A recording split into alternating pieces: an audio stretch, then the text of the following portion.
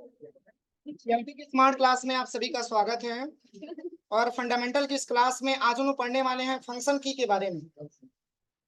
देखिए, पिछली क्लास में मैंने आपको कीबोर्ड के बारे में, टोटल ऑप्शन के बारे में बताया था। आज की क्लास में कीबोर्ड के अंतर्गत फंक्शन की के बारे में समझना। जैसे कि मैंने आपको बताया भी था कि कीबोर्ड में टोटल 12 प्रकार के फंक्शन की पाए जाते हैं। ये मैंने आपको कीबोर्ड के पढ़ाते समय मैंने आपको बताया भी था कि कीबोर्ड में टोटल फंक्शन की संख्या 12 होता है। और इसमें लिखा भी गया है कि इन्हें प्रोग्रामेबल कीज भी कहा जाता है। कीबोर्ड में 12 फंक्शन की होते हैं और इनका प्रयोग अलग अलग एप्लीकेशन में अलग अलग होता है। कीबोर्ड में टोटल 12 प्रकार के फंक्शन की पाए जाते हैं, जिन्हें हम प्रोग्रामेबल कीज के नाम से भी जानते हैं। और इसका प्रयोग हम अलग अलग एप्लीकेशन में अलग अलग तरीकों से करते हैं।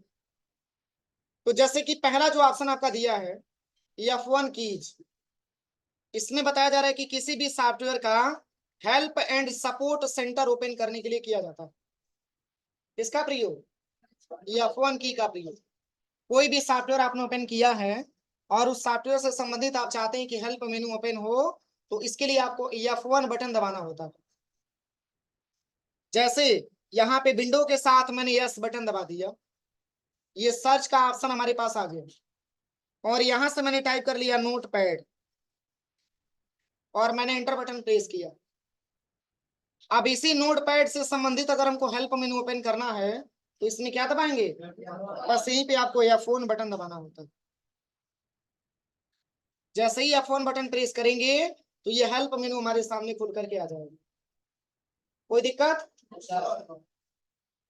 इसके बाद से आपका आता है F2 की। क्या दिया? F2 की। कह रहा है कि किसी भी फोल्डर को रीनेम करने के लिए किया जाता है और कुछ कंप्यूटर में बायोज ओपन करने के लिए इसका प्रयोग किया जाता है। तो देखिए, जैसे कि बायोज की सेटिंग इंस्टॉल तब किया जाता है, बायोज तब ओपन किया जाता है जब सिस्टम की फॉर्मेटिंग किया जाता है। उस केस में बायोज आपको ओपन करना होता है और बायोज के माध्यम से जब बायोज आप ओपन कर पाते हैं तो उसके हिसाब से आपको फॉर्मेटिंग करना होता है। तो अभी तो ये पेंडिंग रहेगा बायोज वाला। बाकी ये समझिए कि किसी भी सॉफ्टवेयर का, सॉरी, किसी भी फोल्डर को रीनेम कैसे करेंगे। किसी भी फोल्डर या किसी भी फाइल को अगर आपको रीनेम करना हो तो इसके लिए क्या दबाना होता है, F2 बटन दबाना होता है। तो पहले तो आप ये समझिए कि फाइल और फोल्डर में अंतर क्या होता है। तो फाइल किसी सॉफ्टवेयर का होता है, जैसे MS वर्ड पे अगर आपने कोई डेटा बनाया है, अगर आप उसको सेव करेंगे तो हम MS वर्ड का फाइल बोल सकते हैं। समझ में आ रहा है ना? या नोटपैड पे कुछ डेटा आपने बनाया है, उसको आप सेव करेंगे तो नोटपैड का फाइल हम बोलेंगे। तो हर एक सॉफ्टवेयर का फाइल अलग अलग हो सकता है। और जो फोल्डर होता है, फोल्डर में हम बहुत सारे फाइलों को स्टोर करके रख पाते हैं। फोल्डर में हम बहुत सारे फाइलों को स्टोर करके रख पाते हैं। और वैसे ही एक फोल्डर में बहुत सारे फोल्डर को भी हम स्टोर करके रख पाते हैं, लेकिन एक फाइल में हम फाइल को स्टोर करके नहीं रख पाते। समझ में आ रहा है ना? तो ये आपके फाइल और फोल्डर होते हैं और इन दोनों को रीनेम करने के लिए F2 बटन हमको दबाना होता है। तो मैंने आपको इसके पहले भी बताया है कि जब भी आपको फोल्डर बनाना होता है तो आपको Ctrl+Shift+N बटन प्रेस करना होता है, जिससे कि एक आपके फोल्डर नए फोल्डर बन करके आ जाते हैं। तो जैसे हम चले आते हैं यहाँ पे दिस पीसी वाले ऑप्शन पे और यहाँ पे आ जाइएगा सबसे पहले पिक्चर वाले ऑप्शन पे और यहाँ पे एक आपको फोल्डर बनाना है। तो यहीं पे Ctrl+Shift+N बटन आपको दबाना होता है। देखिए, न्यू फोल्डर बन करके आ गया। लेकिन हम चाहते हैं कि इस फोल्डर का नाम चेंज करके कोई दूसरा नाम दे दें, तो सबसे पहले फोल्डर को सिलेक्शन करने के बाद F2 बटन दबा देंगे। अब यहाँ पे आप दूसरा नाम दे सकते हैं। चेंज हुआ है? तो ये हमारा फोल्डर होता है, पर ये हमारा हमारा क्या है, फाइल है। जो W लिखा हुआ है ये हमारा फाइल है। और किस प्रकार का फाइल है? तो देखिए, ये MS वर्ड का फाइल है। और वही जो X लिखा हुआ है ये आपका किसका फाइल है, एक्सेल का फाइल। किसका फाइल है? एक्सेल का फाइल है। सारे सॉफ्टवेयर का फाइल क्या होता है, अलग अलग हो सकता है। ठीक है ना? ये हमारा फाइल होता है और ये हमारा क्या होता है, फोल्डर होता है। इसी को रीनेम करने के लिए हमको F2 बटन दबाना होता है। कोई दिक्कत किसी को? अब चलिए, तीसरा जो ऑप्शन आपका दिया है F3 की, कह रहा है कि विंडोज एक्सप्लोरर में किसी भी फाइल या फोल्डर को सर्च करने के लिए और MS वर्ड में फाइंड MS वर्ड में शिफ्ट प्लस F3 का प्रयोग केस चेंज करने के लिए किया जाता है, केस चेंज करने के लिए किया जाता है। तो केस के बारे में किसी को पता है? केस 3 प्रकार का होता है, upper case, lower case, sentence case. अगर लिखा हुआ पूरा लेटर अगर स्मॉल लेटर में है तो उसको हम बोलते हैं लोअर केस। अगर लिखा हुआ पूरा लेटर कैपिटल लेटर में है तो उसको हम बोलते हैं अपर केस। और सेंटेंस केस को बोला जाता है, जैसे सेंटेंस केस का मतलब जहां पे फुल स्टॉप लगता है उसका पहला लेटर कैपिटल होता है। ये आपने इंग्लिश में पढ़ा होगा, समझ में आ रहा है ना? जहां पे फुल स्टॉप लगाते हैं उसका पहला लेटर आपका कैपिटल होता है, तो वो आपका सेंटेंस केस होता है। तो ये MS वर्ड में 3 प्रकार के केस पाए जाते हैं, अपर केस, लोअर केस और सेंटेंस केस।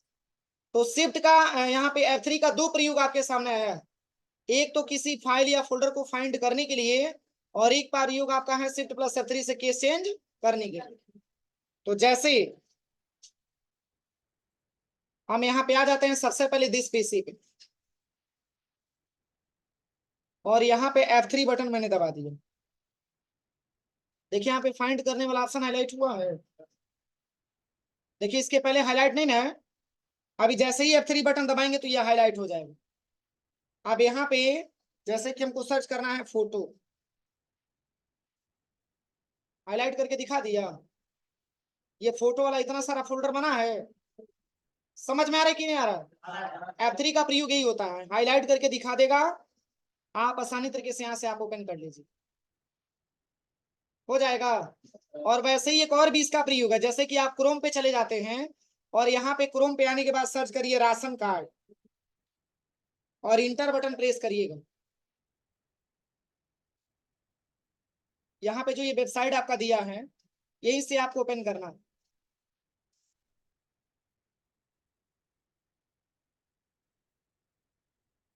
ये पहले वाले वेबसाइट पे आ जाइएगा।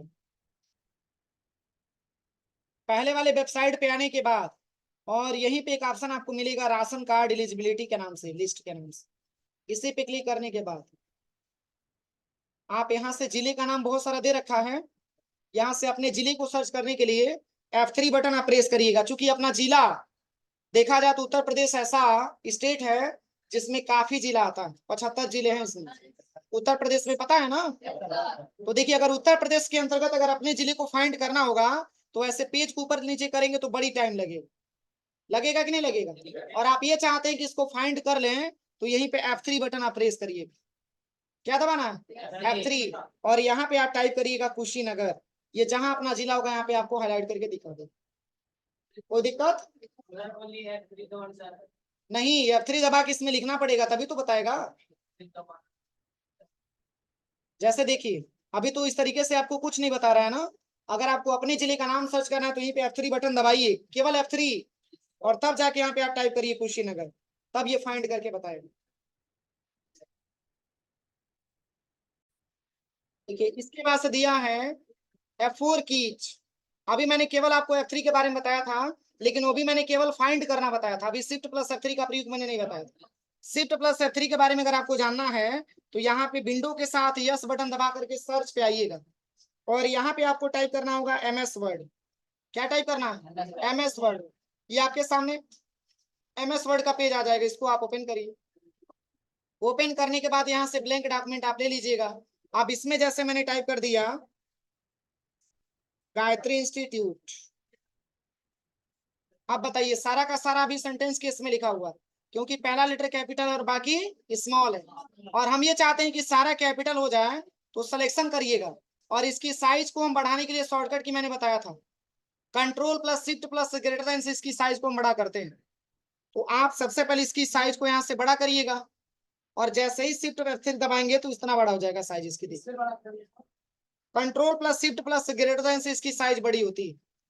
और केस चेंज करना चाहते हैं तो शिफ्ट F3 दबाएंगे तो देखिए कैपिटल से स्मॉल हो गया, फिर शिफ्ट प्लस F3 दबाएंगे तो सेंटेंस केस में हो जाएगा, फिर शिफ्ट प्लस F3 दबाएंगे तो टोटल कैपिटल में हो जाएगा।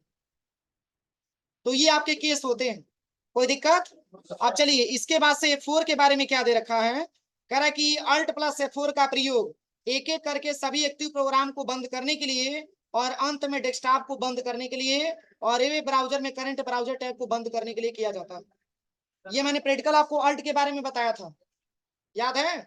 बस आप ये समझिए कि आप यहाँ पे सर्च पे आइए और यहाँ पे आप यहाँ से एक्सेल ओपन कर लीजिए, यहाँ से ब्लैंक वर्कबुक आपको ले लेना है, फिर आपको यहाँ पे सर्च पे आना है, यहाँ पे लिखना है आपको नोटपैड, यहाँ से नोटपैड का पेज आपको ओपन कर लेना है।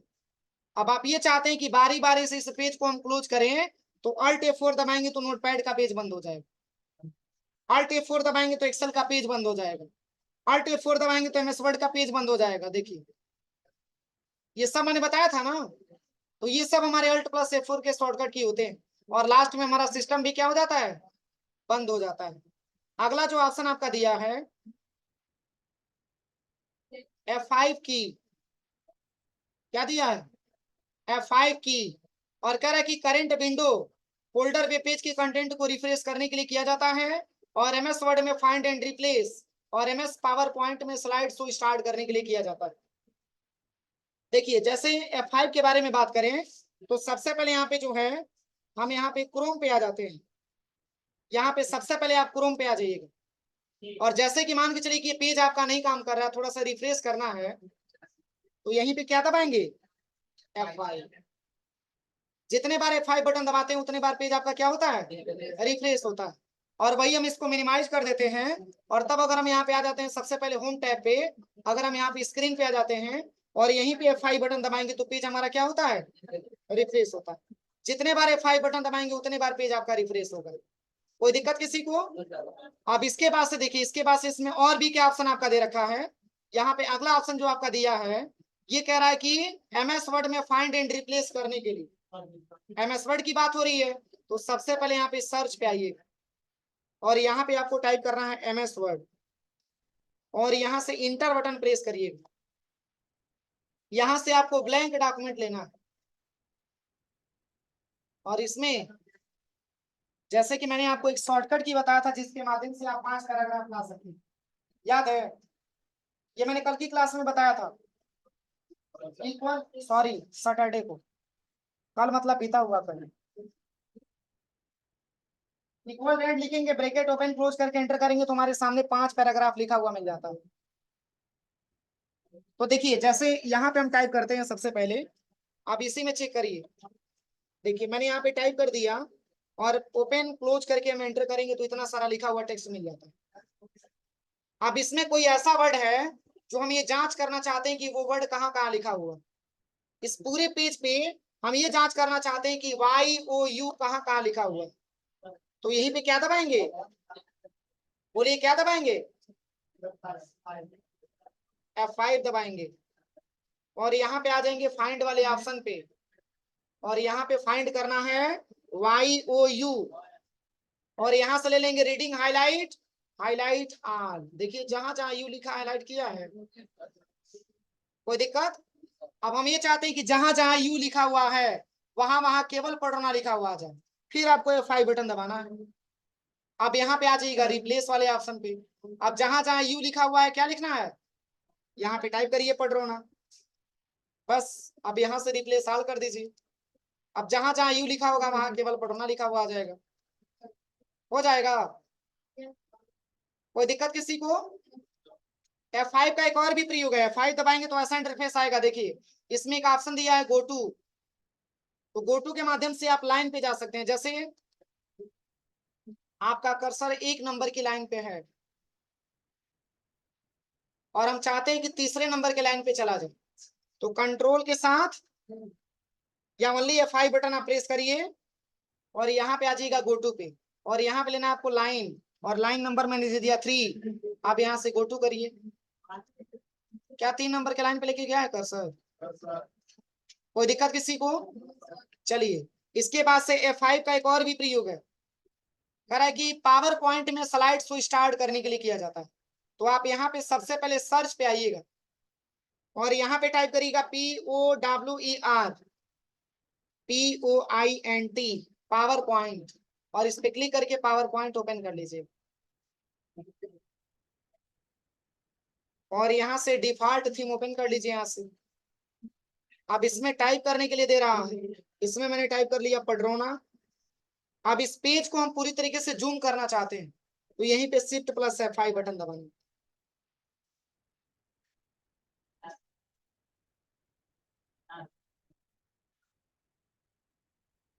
जैसे ही शिफ्ट F5 दबाएंगे तो ये पेज हमारा क्या हो जाएगा, पूरी तरीके से जूम हो जाएगा।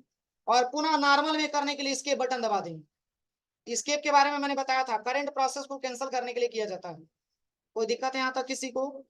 समझ में आया कि नहीं आया? आवाज नहीं आ रहा है, समझ में आया? चलिए, इसके बाद से अगला जो पॉइंट आपका दिया है ये है आपका F6 की। और F6 के बारे में क्या बताया जा रहा है, देखिए कह रहा है कि वेब ब्राउजर के एड्रेस बार पर जाने के लिए और कुछ लैपटॉप में आवाज को कम करने के लिए इसका प्रयोग किया जाता है। अब वेब ब्राउजर के एड्रेस बार की बात हो रही है, तो सबसे पहले क्या करिए, आप यहां से आ जाइएगा क्रोम पे। यही तो एड्रेस बार होता है। अगर इसी को हाईलाइट करना हो तो क्या दबाएंगे, देखिए हाईलाइट हुआ है। आप इसी को बैक स्पेस से हटा दीजिए। फिर यहाँ पे मैंने टाइप कर लिया UIDAI, आधार की वेबसाइट मैंने ओपन कर लिया। फिर हम चाहते हैं कि तत्काल में हमें मतलब दूसरे वेबसाइट पे हम चले जाएं, इस ऑप्शन को यहाँ से हटा दें, तो फिर क्या दबाएंगे, ये F6 बटन दबाएंगे, फिर हाईलाइट हो जाएगा। फिर आप यहाँ से बैक स्पेस से आप इसको हटा दीजिए, फिर यहाँ से दूसरे वेबसाइट को आप ओपन कर सकते हैं। कोई दिक्कत समझने में किसी को? सबको समझ में आया? और बाकी लैपटॉप में आवाज को कम करने के लिए किसका प्रयोग किया जाता है, F6 का प्रयोग किया जाता है। अब चलिए अगला जो पॉइंट आपका दिया है ये है आपका F7 की। और कह रहा है कि MS वर्ड में स्पेलिंग एंड ग्रामर चेक करने के लिए और कुछ लैपटॉप में आवाज को बढ़ाने के लिए इसका प्रयोग हम लोग करते हैं। किसका, F7। आप यहाँ पे आ जाइए सबसे पहले MS वर्ड पे। आप यहाँ पे देखिए, इन सबको हम यहाँ से हटा देते हैं और यहाँ से कुछ पैराग्राफ हम ओपन कर लेते हैं। अब इसमें किसी भी प्रकार का कोई गलती नहीं है। अब इसको कंट्रोल इसे सिलेक्शन करके इसकी साइज को थोड़ा सा बढ़ा लेते हैं। अब जैसे कि आपको ये पता है कि प्रोवाइड में सिंगल ई होता है, मैंने डबल ई जोड़ लिया, क्या गलती हुआ, क्या गलती हुआ, ई गलती हो गया, स्पेलिंग गलती हुआ, ई क्या गलती हुआ, इसका स्पेलिंग मैंने क्या कर दिया, गलत कर दिया। देखिए रेड का सिंबल आगे रेड का सिंबल, तो ये क्या इंडिकेट कर रहा है कि आपने स्पेलिंग गलत किया हुआ। फिर वैसे ही मान के चलिए कि YOUR, यूर का स्पेलिंग होता है, और मैंने डबल ओ जोड़ दिया, क्या गलती हुआ, स्पेलिंग वो गलत नहीं हुआ है। ऐसे ही यहाँ पे आ जाइएगा आल्सो में, यहाँ पे मैंने सिंगल यस जोड़ा है, मैंने डबल यस जोड़ दिया, क्या गलती हुआ, स्पेलिंग गलत हुआ। और वैसे ही यहाँ पे टी लिखा हुआ है, टी फॉर कैपिटल लिखा हुआ है, क्यों, क्योंकि जहां पे फुल स्टॉप लगता है उसका पहला लेटर कैपिटल होता है। तभी तो ये केस सही है ना। चलिए, इस स्मॉल कैपिटल टी को हटा के मैंने स्मॉल टी भर दिया, अब क्या गलती हुआ, स्पेलिंग गलती हुआ, स्पेलिंग वही है, बस टू मैंने कैपिटल टी रख दिया, क्या गलती हुआ है, अरे इसकी ग्रामर गलत हुई है। क्या गलत हुआ है, ग्रामर गलत हुआ है, क्योंकि मैंने अभी आपको बताया है कि जहां पे फुल स्टॉप का सिंबल लगता है उसके बाद से पहला लेटर आपका कैपिटल होता है। अगर आप इसको गलत करते हैं तो आपकी ग्रामर क्या होती है, गलत होती है। ये सब आपको इंग्लिश में पढ़ाया गया होगा, सब आपको इंग्लिश में पढ़ाया गया होगा, ठीक है ना। तो देखिए यहाँ पे टी को मैंने स्मॉल लेटर में लिख दिया है, यहाँ पे देखिए ब्लू कलर का सिंबल आ जाएगा, कोई ना कोई सिंबल आया है।